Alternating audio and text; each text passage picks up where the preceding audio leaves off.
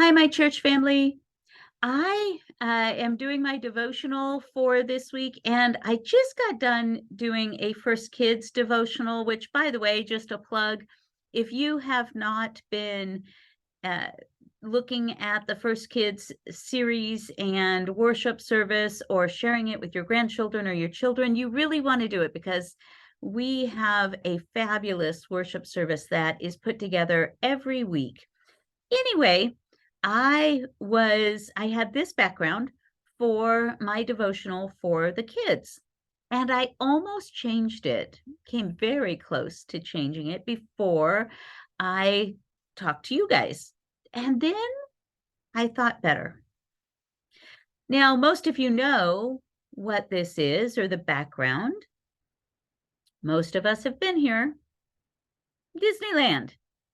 Disneyland in the magical form plus Christmas added in.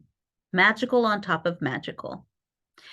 And the reason I did not change this is because I wanted to talk with you about Advent and preparing for the coming of the Christ child and how we lose ourselves in everything of the world.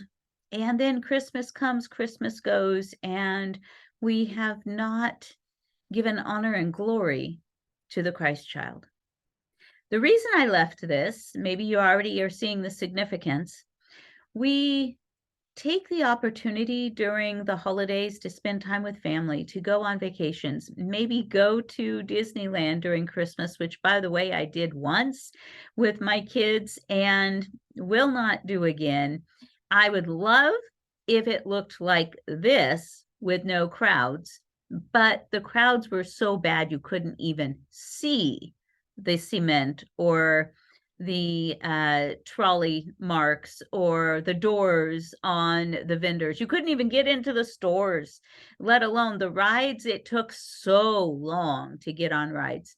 Anyway, I divert.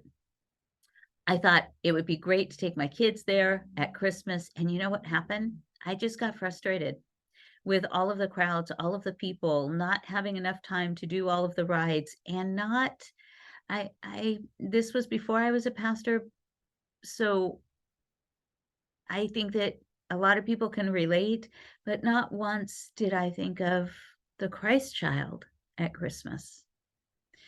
The magical place that was made even more magical at Christmas really distracted and took away from what I should have been thinking about at Christmas.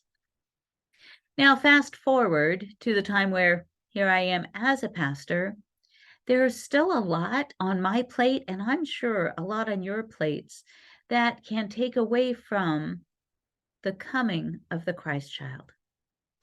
I was doing some sermon research, and what really struck me hard this year is that while we think that December is the end of the year and we're looking forward to the beginning of a new year, this is actually the beginning of the great adventure for Christians. This is where it all starts. We are preparing our hearts for the magical time, not in Disneyland, but the magical time of when God gave us the greatest gift. I am really enjoying our sermon series about the great adventure. It is allowing us to look at each piece of Advent story, the Advent story that God put in place for us to understand the giving of Christ, the coming of the Savior. And at this point, we have talked about Joseph and Mary, and this Sunday we will talk about the shepherds, and we still have much more to come. Of course, the wise men, and of course, Christ. And I'm hoping that we will just relax and take each piece of the Advent journey together and focused on how God has put it all together, leading us up to the best part of the adventure where Christ is born. leading up to Christmas Eve and Christmas Day. I don't want any of us, and pastors are not immune, I don't want any of us to get caught up in the magic of Christmas.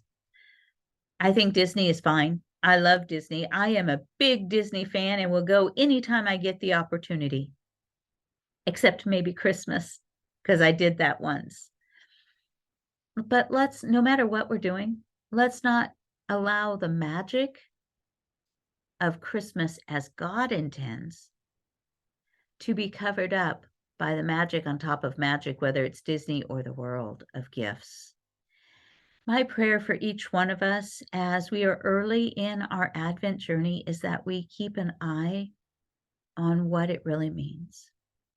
I ask for your prayers for me to do it, and I'm going to be praying for you in the same way. Let us all keep our eye on the magic as God intends, the miracle of Jesus coming to earth to save us. The great adventure begins, not ends in the year, begins now and carries us through, not through just December, but through all of next year. Let us keep our focus and eye on the great adventure as God intends for Christ coming into our lives. And let's share that great gift. While you are sharing gifts with others, share the gift of Christ. Have a blessed week, and I look forward to this journey with you.